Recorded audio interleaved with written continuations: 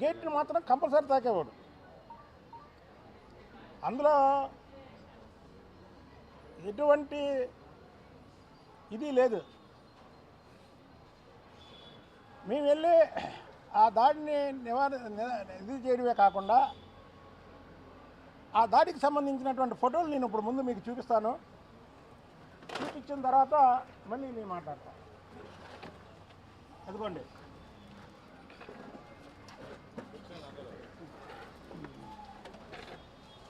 ఇదిగో first photo. ఇందులో ఇది రెండో ఫోటో.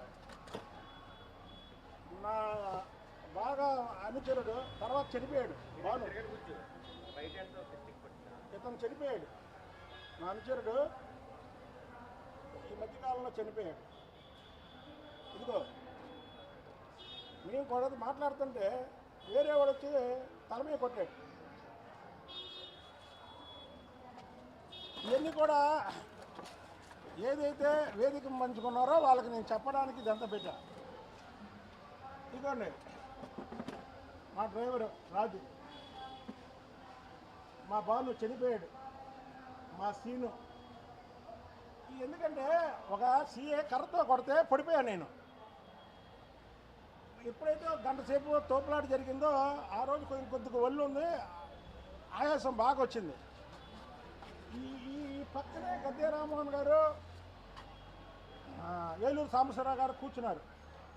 కూర్చొని నేను చచ్చిపోతాను అనుకున్నాను, నిజంగా చెప్తున్నా. అంటే ఒక అరగంట బ్రీతింగ్ అందులో నాకు కావాలంటే ఇది నిజమో అబద్ధమో మళ్ళీ మీరు గద్దె రామ్మోహన్ గారిని ఏలూరు సాంబశివరావు గారిని ఇద్దరిని అడగండి. నేను చచ్చిపోతాను అనుకున్నారు వాళ్ళు, నేను చచ్చిపోతాను అనుకున్నారు.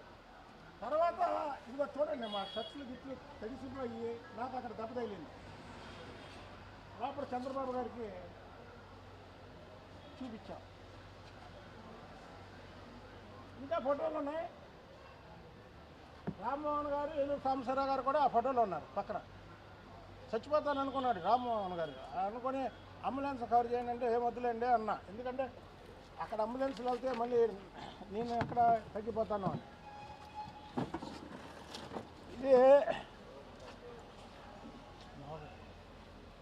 అదే ఏంటి పార్టీలో కొద్దిగా ఏమంటారు, అది క్రమశిక్షణ లోపిస్తుంది. తెలుగుదేశం పార్టీ 23 సీట్లకు వచ్చిన తర్వాత తెలుగుదేశం పార్టీ ఇక జీవితంలో కోలుకోదు అన్నాక ఈ పార్టీ 134 స్థానాలకి తెలుగుదేశం సింబల్ మీద గెలిచిందంటే ఓన్లీ వన్ చంద్రబాబు నాయుడు గారి కుటుంబం తప్ప వేరే వాళ్ళు కాదు. అందులో